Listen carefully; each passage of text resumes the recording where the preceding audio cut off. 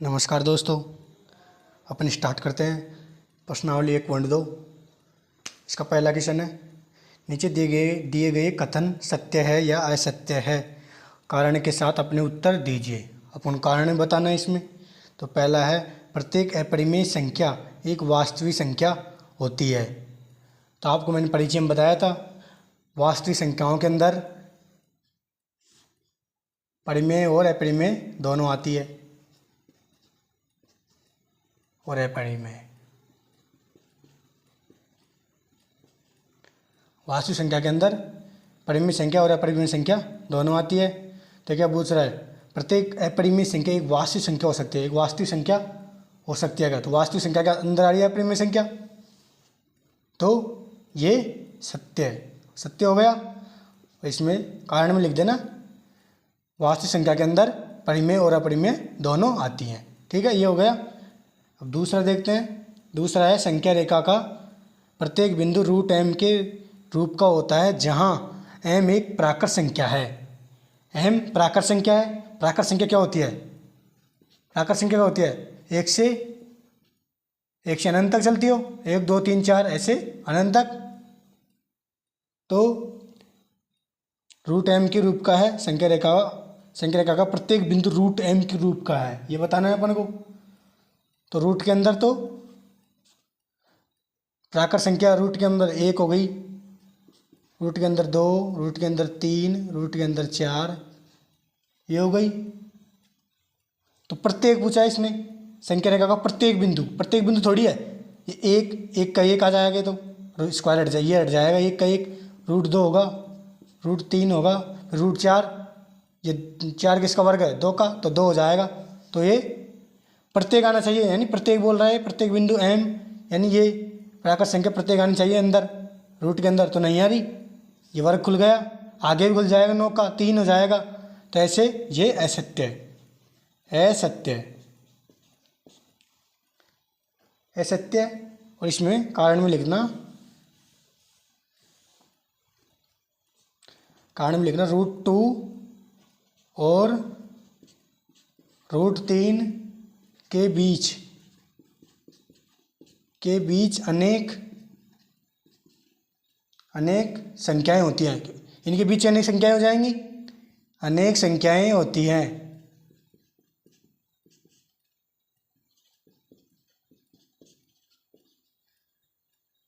जिनको root m के रूप में नहीं लिखा जा सकता, जिनको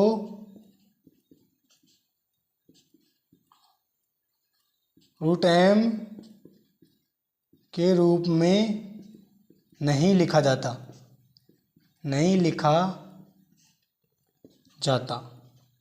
ठीक है। सेकंड पर्सन हो गया। अब इसका थर्ड दे रखा है, थर्ड करते हैं इसका। तीसरा दे रखा है, प्रत्येक वास्तविक संख्याएं एक अपरिमेय संख्या होती है। तो प्रत्येक वास्तविक संख्या अपरिमेय थोड़ी होती है, परिमेय भी होती है, दोनों होती है। तो ये गलत कथन गलत है, तो ये असत्य है। कथन क्या हो गया? असत्य हो गया, क्योंकि वास्तविक संख्याओं तो अपरिमेय और परिमेय भी होती है, दोनों होती है। इसमें एक की दे रखा है कि अपरिमेय संख्या होती है, असत्य है, क्योंकि वास्तविक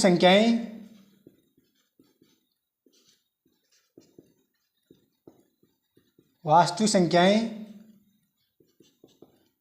परिमेय भी होती है,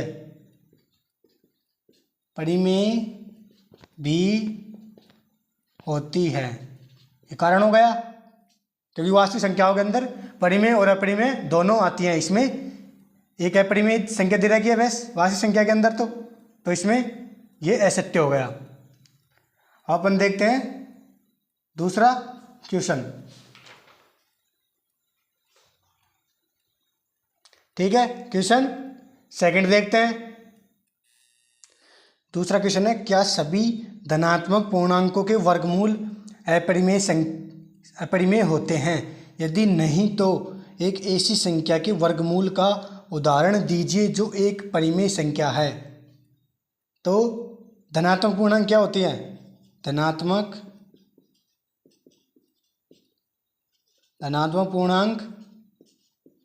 पूर्णांक संख्या क्या होती है? जो ऋणात्मक और धनात्मक अनंत तक चले, बताया था। धनात्मक पूर्णांक क्या होती है?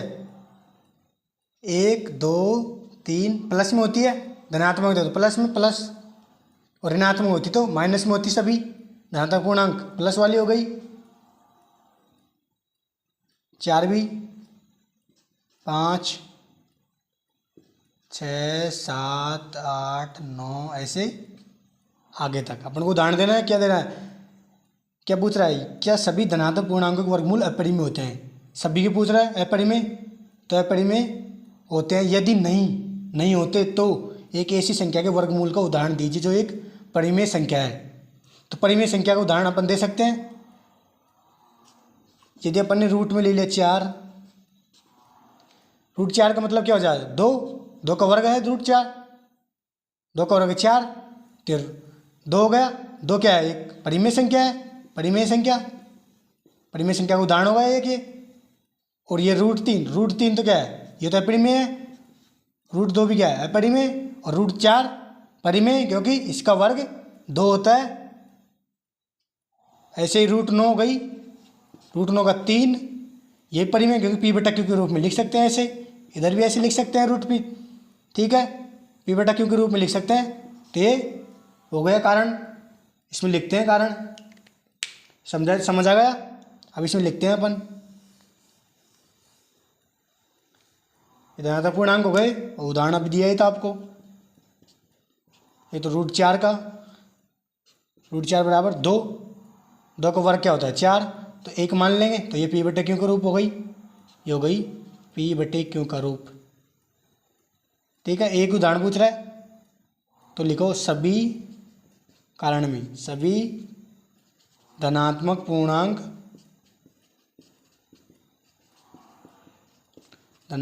पूर्णांकों का वर्गमूल, धनात्मक पूर्णांकों का वर्गमूल अपरिमेय नहीं होता है। ये कारण हो गया आपका। ये हो गया सेकंड क्वेश्चन। इसका अगला क्वेश्चन देखते हैं। अब थर्ड क्वेश्चन देखते हैं इसका।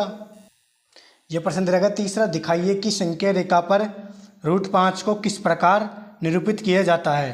तो रूट 5 क्या है? एक अपरिमेय संख्या। रूट 5 क्या है? अपरिमेय संख्या। रूट 5 अपरिमेय है। उस संख्या रेखा पर दर्शाएंगे। इधर आडी लाइन लेनी पड़ेगी अपन को, खड़ी में समझ नहीं आएगा।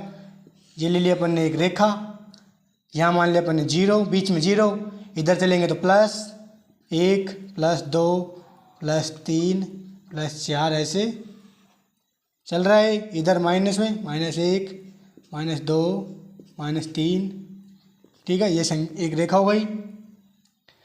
अब इसमें अपन रूट 5 इसको दर्शाएंगे। तो अपन ने यहाँ एक बिंदु माना, 2 पर बिंदु माना, यहाँ एक लाइन खींची अपन ने, खींची और मूल बिंदु से मिलाया इसको, ठीक है। उदाहरण के लिए रूट 5 को संख्या रेखा पर निरूपित कर रहे हैं अपन। अब यहाँ से लेकर और यहाँ तक प्रकार का चाप लगाना है, चाप भरना है, इतना भर के यहाँ पर लगाना है।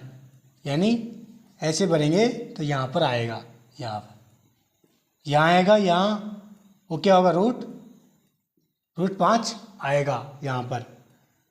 टी हो गया। तो यहाँ से यहाँ तक कितने आए? 2 पूरा। यहाँ से यहाँ तक 2 है ये। और इधर ये 1 तक है, 1। तो क्या सूत्र होता है पाइथागोरस का? कर्ण स्क्वायर बराबर आधार स्क्वायर प्लस लंब स्क्वायर, पाइथागोरस है। तो कर्ण सबसे लंबी भुजा क्या होती है? कर्ण। तो अपन कर्ण निकालना है, ये निकालना है, क्योंकि यहाँ से चाप भरा था पूरा, तो यहाँ रूट 5 आएगा। तो इसको कर्ण ज्ञात करना है अपन को। आधार क्या है अपने पास? आधार ये पूरा 2 का स्क्वायर प्लस लंब क्या है, ये लंब होता है 90 डिग्री वाला। 1 स्क्वायर, 2 का स्क्वायर 4 प्लस 1 का स्क्वायर 1, तो ये क्या हो गया 5। कर्ण, कर्ण स्क्वायर है, ये कर्ण स्क्वायर, स्क्वायर हटेगा तो ये रूट में आ जाएगा, तो √5। ये पूरे का मान √5, तो √5 संख्या जवाब निरूपित हो गया। यहाँ पर आएगा, तो यहाँ से यहाँ तक चाप, जितना यहाँ से यहाँ तक चाप भरोगे तो यहाँ काटना है, यहाँ से ऐसे कट लगाना है। ठीक है, हो गया ये अपना तीसरा। इसी के साथ अपना प्रश्नावली 1.3 कंप्लीट हुई। अब नेक्स्ट वीडियो मिलते हैं अपन।